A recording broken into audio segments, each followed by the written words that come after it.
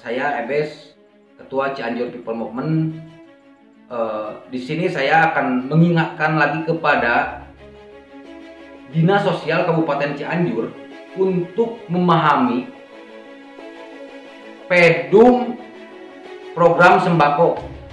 Yang mana program sembako itu adalah pengembangan dari program bantuan pangan non tunai, yaitu pengembangan dari BPNT. Ternyata di Kabupaten Cianjur tidak melaksanakan pedum tersebut.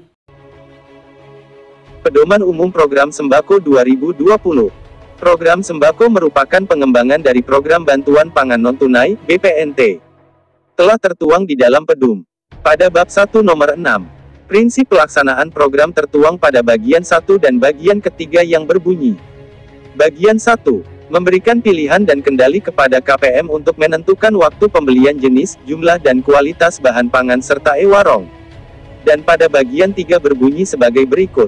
E-warong tidak memaketkan bahan pangan, yaitu menjual bahan pangan dengan jenis dan dalam jumlah yang ditentukan sepihak oleh e-warong atau pihak lain sehingga KPM tidak mempunyai pilihan.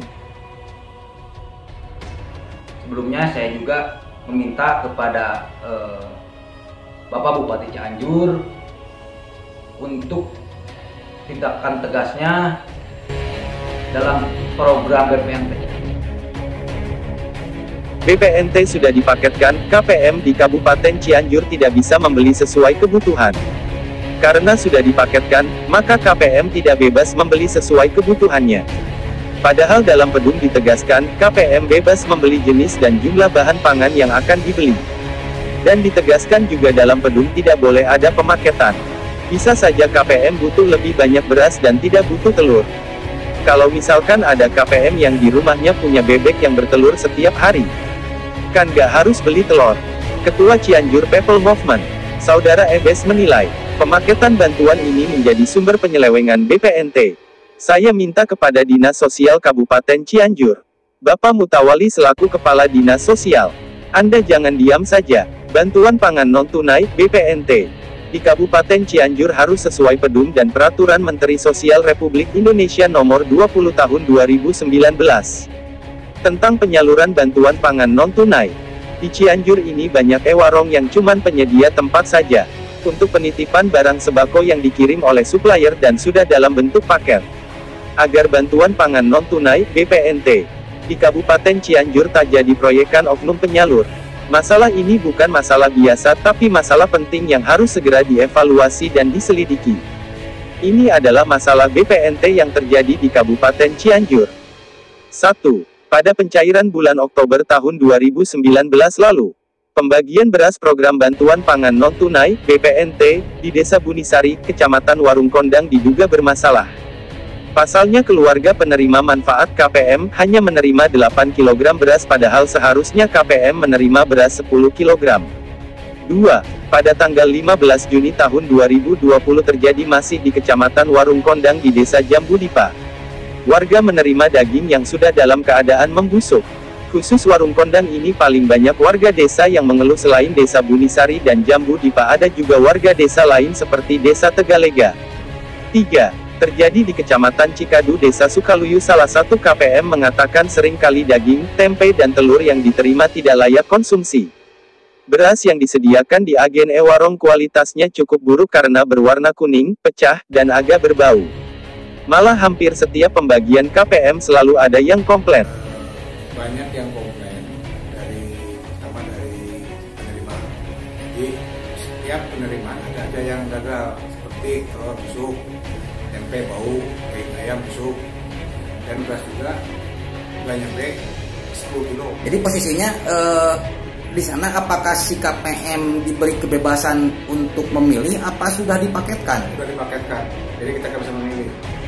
Oh gitu ya. Iya. Nah jadi sekarang harapannya dari Bapak sebagai warga masyarakat Kecamatan Cikadu seperti apa? Ya, permintaan dari masyarakat Cikadu khususnya Desa Sukaluyu dirubah lah.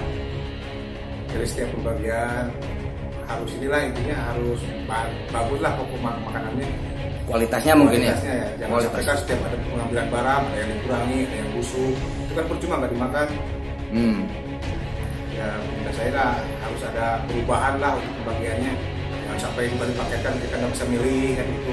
Iya. Kalau bisa milih kan enak. Ini kan kalau dipaket langsung kita nggak bisa milih. Karena juga saya dengar, saya kan setiap keliling. Iya. Ya suka banyak orang masyarakat yang ngomong dari sini juga sama begini, dari sini juga sama banyak yang musuh. Jadi mungkin sama lah semua seperti Kecamatan Cikadu mungkin.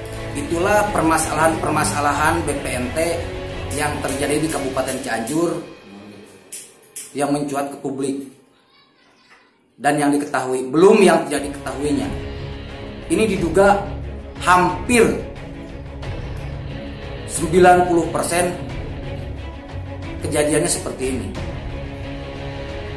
Jadi kami meminta kepada dinas terkait, Dinas Sosial Kabupaten Cianjur, khususnya kepada Kepala Dinas Sosial Kabupaten Cianjur, Bapak Mutawali yang saya hormati, saya minta ketegasan Anda sebagai Kepala Dinas untuk mengevaluasi para penyuplai supaya penyaluran program BPNT ini sesuai dengan pedum yang telah ditentukan. Supaya tidak terkesan Anda ikut bermain di program tersebut, saya minta tindakan tegas Anda supaya program tersebut penyalurannya sesuai dengan pedum yang telah ditentukan.